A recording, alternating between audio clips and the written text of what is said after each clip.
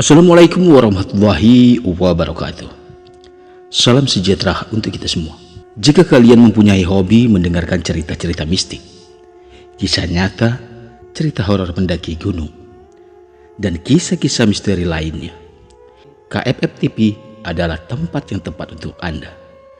Jangan lupa di subscribe, komen, dan like agar kalian tidak ketinggalan cerita-cerita menarik lainnya dari saya.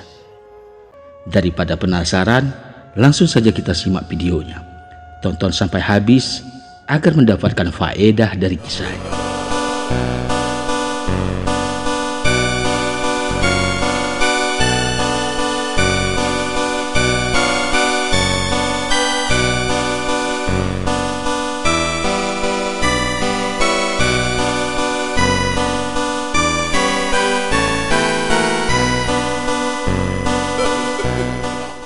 Bismillahirrahmanirrahim.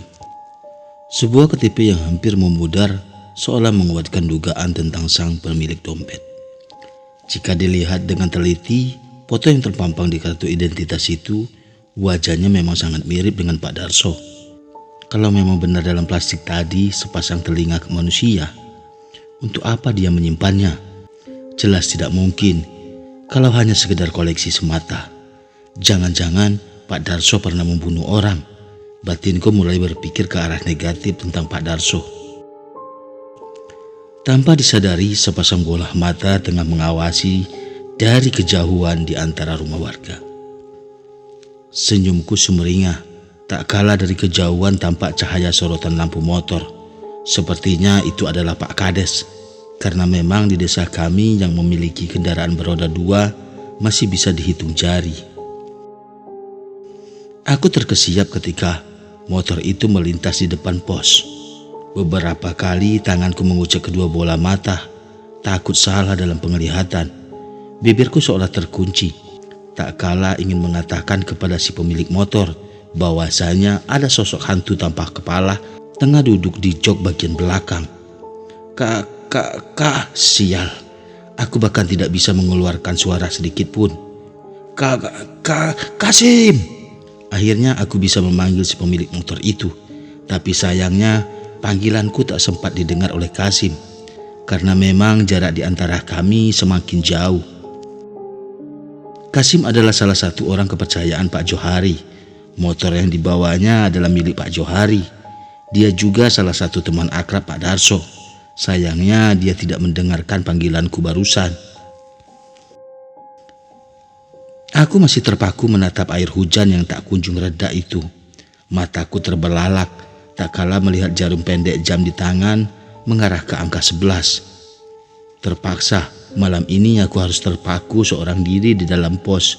Sungguh malam yang berat, bahkan beberapa kali aku harus mengalami kejadian aneh di luar nalar. Kemana Pak Darso dan Cipto? Kenapa mereka belum juga datang? Gerutukku kesal. 10 menit telah berlalu semenjak Kasim lewat memboncengi sesosok hantu tanpa kepala itu. Beberapa kali pula aku pelangak-pelongok melihat-lihat ke arah ujung jalan, berharap Pak Darso dan Cipto datang agar bisa mengusir kejenuhan akibat kesepian ini. Sejurus kemudian, pucuk di Cintah Ulam pun tiba. Di kejauhan aku seolah melihat seseorang yang mengenakan jas hujan tengah berjalan menuju pos ronda. Itu berarti penantianku akan berakhir. Sosok itu berperawakan tinggi kurus, langkahnya gontai menerobos hujan deras. Mas Bayu sendirian? Tanya seseorang yang mengenakan jas hujan itu saat tiba di pos ronda.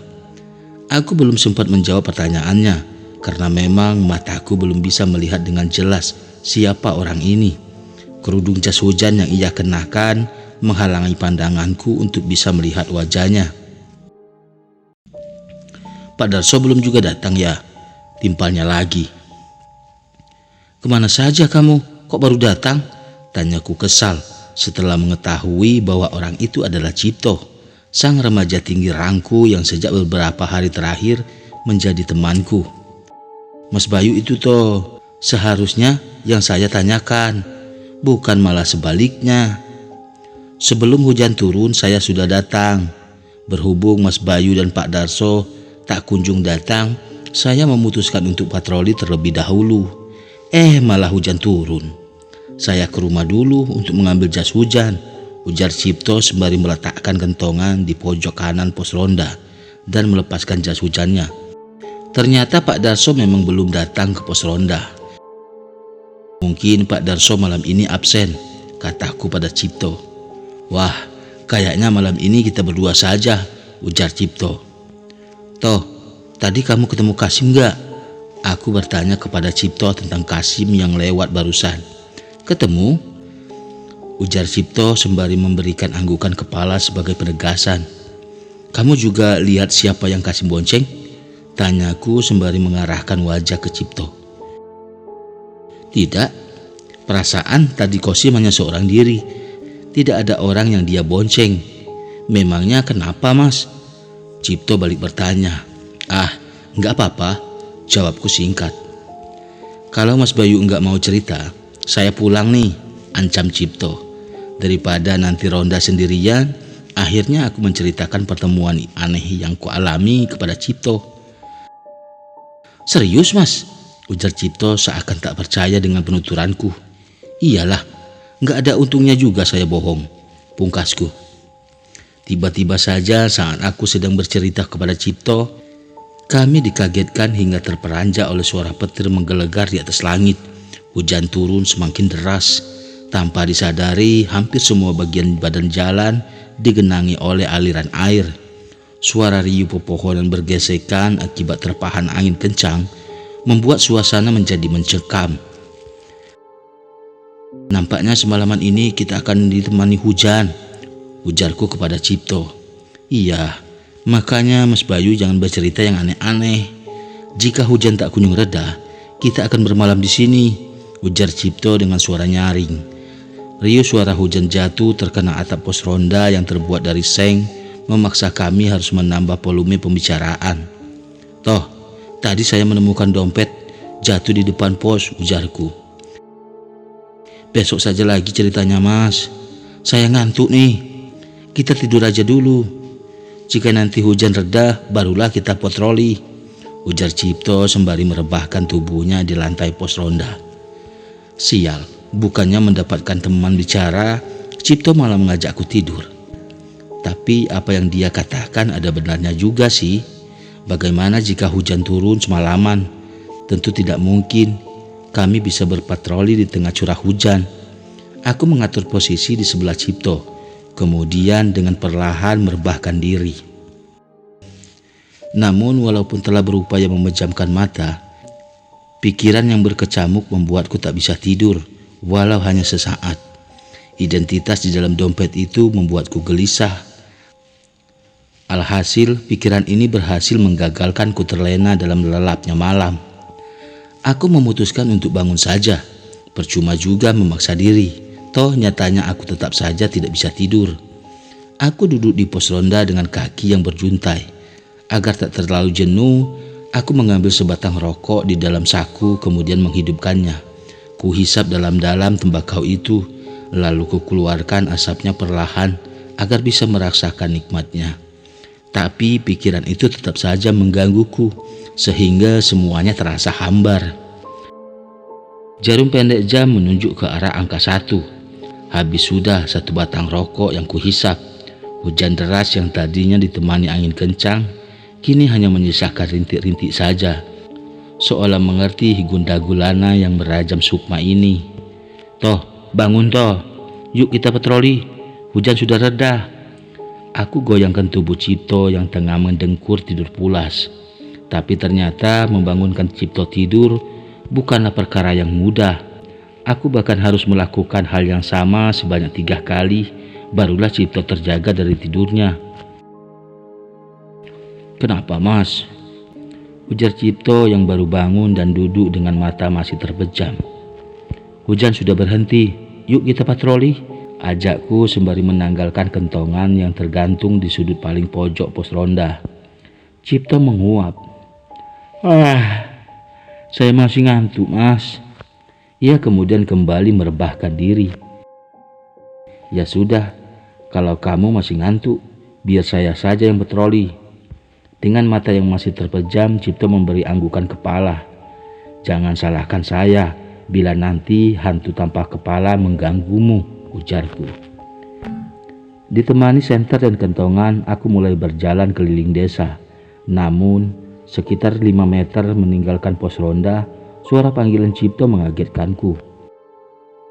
Mas Bayu, tunggu, ujarnya sambil berlari kecil ke arahku. Saya kan hanya bercanda, kok Mas Bayu ninggalin sih? Bercanda apa takut, ledekku sembari menyenggol bahu Cipto dengan bahuku.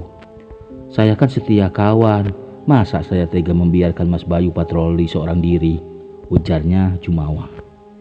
Ya deh, percaya. Syukur, aku tidak jadi patroli sendirian. Sebenarnya ada juga perasaan tak enak bila patroli seorang diri. Apalagi di kondisi seperti ini, lampu padam sehabis hujan lebat. Membayangkannya saja sudah mampu membuat bulu kudukku berdiri. Aku dan Cipto berpatroli bersama-sama. Lorong-lorong rumah warga telah kami lalui. Tibalah saatnya kami akan melintas di areal sungai kecil yang hampir mati. Walau lokasinya terbilang di tengah pemukiman penduduk, banyak kejadian aneh yang dialami warga di sekitaran sungai ini. Apalagi ditambah rumah-rumah warga yang terbilang masih jarang-jarang di areal ini. Lokasinya yang gelap dan ditumbuhi semak belukar membuat orang berpikir 2 kali bila ingin melintasinya di malam hari. Kakiku terhenti di sini karena permintaan Cipto yang ingin buang hajat. Cipto sepertinya sudah kecanduan. Setiap kali melewati sungai ini, bawaannya selalu ingin buang air, entah itu besar ataupun kecil. Selama ini sungai ini kering, namun pasca hujan lebat barusan, airnya hampir meluap. Ya sudah sana, saya tunggu di sini, ujarku kepada Cipto. Aku berdiri di pinggir jalan menunggu Cipto menyelesaikan keinginannya, sembari memeriksa di ujung jalan, di kiri dan kanan. Suasana yang sepi terlihat sangat menyeramkan. Sudah belum? Tanyaku kepada Cipto dengan suara yang sedikit tinggi. Baru aja jongkok mas, proses rudal baru saja mau dimulai, sahutan Cipto membuatku geli mendengarnya. Sesaat kemudian, gebrak! Terdengar gebrakan seperti suara orang terjatuh. Toh, kamukah itu? Aku tak mendapatkan jawaban darinya. Mas Bayu, tolongin saya. Setelah jeda beberapa saat, barulah aku mendapatkan jawaban darinya. Buru-buru aku menghampirinya. Mau ketawa takut dosa karena teman dalam keadaan kesusahan. Tapi kejadian yang dialami Cipto sungguh menggelitikku. Kenapa aku Eca bagus? Aku sudah tak kuat menahan rasa ingin tertawa, tak kala melihat Cipto basah kuyuh dengan celana yang sudah diturunkan sedengkul. Semprol sampian mas, teman dalam kesusahan malah diketawain, cetusnya. Melihat dari gestur tubuhnya, sepertinya Cipto sewot dengan sikapku. Sini, saya bantu, ujarku sembari memberikan uluran tangan. Namun bukannya senang, Cipto malah menyeberangi sungai. Dia nampak sangat ketakutan melihatku. Aneh, terus terang aku heran memperhatikan gelagatnya yang menatapku seperti melihat hantu. Lari Mas Bayu, di belakangmu, teriaknya sambil berlari masuk ke dalam hutan di seberang sana. Aku perlahan menoleh ke belakang dengan perasaan was-was. Pikiranku mengatakan sesosok hantu tanpa kepala kini sedang menyeringai di belakangku. Astagfirullah, aku refleks mendorong sesosok itu sekuat tenaga hingga membuatnya tersungkur ke tanah. Lalu kemudian aku berlari terbirit-birit menjauhinya. Baru kali ini aku merasakan ketakutan yang luar biasa. Tanpa disadari, kentongan dan senter di tangan ikut terlepas. Alhasil, aku hampir terjungkal karena berlari di tengah kegelapan.